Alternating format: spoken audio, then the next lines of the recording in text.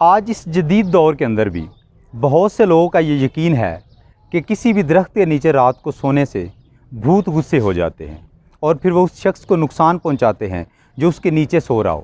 حالانکہ یہ کسی بھوت کے غصے ہونے کی وجہ سے نہیں بلکہ ایک قدرتی عمل کے تحت رات کے وقت پودے کاربن ڈائی آکسائڈ خارج کرتے ہیں، تو اگر کوئی شخص کسی درخت کے نیچے سو رہا ہے تو اس کو کاربن ڈائی آکسائڈ کی زیادتی کی وجہ سے سانس لینے کے اندر دشواری ہوگی۔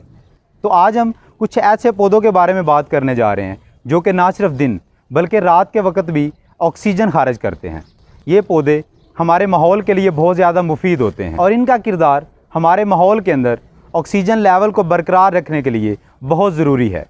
اور آج ہم آئے ہیں حافظ آباد میں محمد ارشد صاحب کے پاس۔ اب ہم چلتے ہیں حافظ آباد کے منج پلانٹ فارم کے اندر اور دیکھتے ہیں ان پودوں کی خصوصیات کے بارے میں۔ اگر ہم رات کے وقت آکسیجن فراہم کرنے والے پودوں میں پہلے نمبر پہ دیکھیں تو اس میں ایلو ویرا کا پودا آتا ہے۔ یہ پودا عام طور پر گھروں کے اندر خوبصورتی کے لیے رکھا جاتا ہے، لیکن سائنس نے یہ چیز ثابت کی کہ اس پودے کے نہ صرف ہوا کو صاف کرنے کے بلکہ جلد کو صاف رکھنے کے لیے بھی بہت سے فوائد ہیں، اور اس کے علاوہ یہ پودا آپ کے گھروں کے اندر آکسیجن کے لیول کو مینٹین رکھنے کے لیے بہت اہم کردار ادا کرتا ہے۔ اگر ہم اپنے گھروں میں عام طور پر باقی خوبصورت پودوں کے علاوہ ایلو ویرا کے استعمال کو بڑھا دیں اور اس کے پودوں کو زیادہ سے زیادہ لگائیں تو اس سے ہمارا جو ماحول ہے اور ہمارے گھروں کی جو آب و ہوا ہے وہ صاف اور شفاف ہو سکتی ہے۔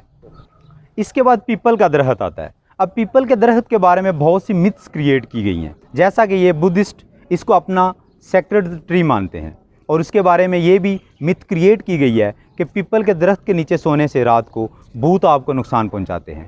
لیکن پیپل کا جو درخت ہے اس کے ہوا کو صاف کرنے میں بہت زیادہ فوائد ہیں۔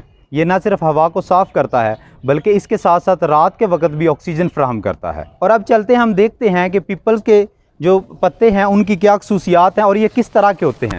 اگر آپ پیپل کے پتوں کو دیکھیں تو ان کے اندر ایک جو بہت اہم چیز ہے وہ گلوکوز پائی جاتی ہے، اور اگر آپ پیپل کے درخت کے نیچے رات کو یا دن کے ٹائم بیٹھتے ہیں تو یہ نہ صرف آپ کو آکسیجن کی وافر مقدار میں فراہمی دیتا ہے بلکہ اس کے علاوہ بہت سی بیماریوں جیسا کہ کانسٹیپیشن، ڈائریا اور ڈائبٹیز جیسی بیماریوں کے خلاف قوت مدافعت کو بڑھا دیتا ہے۔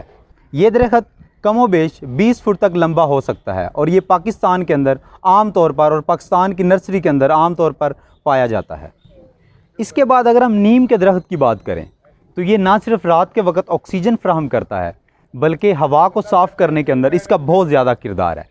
یہ درخت عام طور پر جراثیم کا تصور کیا جاتا ہے اور یہ درخت تقریباً 15 سے 20 فٹ کی لمبائی تک جا سکتا ہے۔ یہ درخت عام طور پر پاکستان کی چھوٹی بڑی نرسریز کے اندر موجود ہوتا ہے۔ اس کی تقریباً جو پتے ہوتے ہیں وہ نوکیلے ہوتے ہیں اور لمبائی میں تھوڑے سے جو اس کی دوسری فیملی کے ممبرز ہیں لائک دریک وغیرہ اس سے اس کے پتے تھوڑے سے لمبے ہوتے ہیں۔ اس کے بعد اگر ہم سنیک پلانٹ کی بات کریں تو اس کا نام تو بہت خطرناک ہے، لیکن یہ پودا اتنا ہی زیادہ ہمارے ماحول کے لیے مفید ہے۔ یہ پودا نہ صرف رات کے وقت بھی آکسیجن خارج کرتا ہے بلکہ اس کے ساتھ ساتھ یہ کاربن ڈائی آکسائڈ کو بھی اسی ہی مقدار کے اندر جذب بھی کر رہا ہوتا ہے۔ یہ پودا عام طور پر افریقہ کے اندر پایا جاتا ہے۔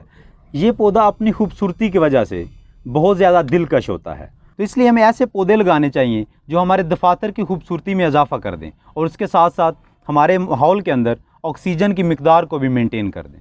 اس کے بعد اگر ہم بات کریں جیسمین کے پودے کی تو یہ پودا نہ صرف ہمارے ماحول کو مہکاتا ہے بلکہ اس کے ساتھ ساتھ اس ماحول کے اندر آکسیجن کی مقدار کو برقرار رکھنے کے لیے بھی بہت اہم کردار ادا کرتا ہے۔ تو آج ہم نے جو پودے آپ کو دکھائے ہیں تو ہمیں چاہیے کہ یہ پودے ہم زیادہ سے زیادہ اپنے گھروں میں اور اپنے دفاتر میں لگائیں۔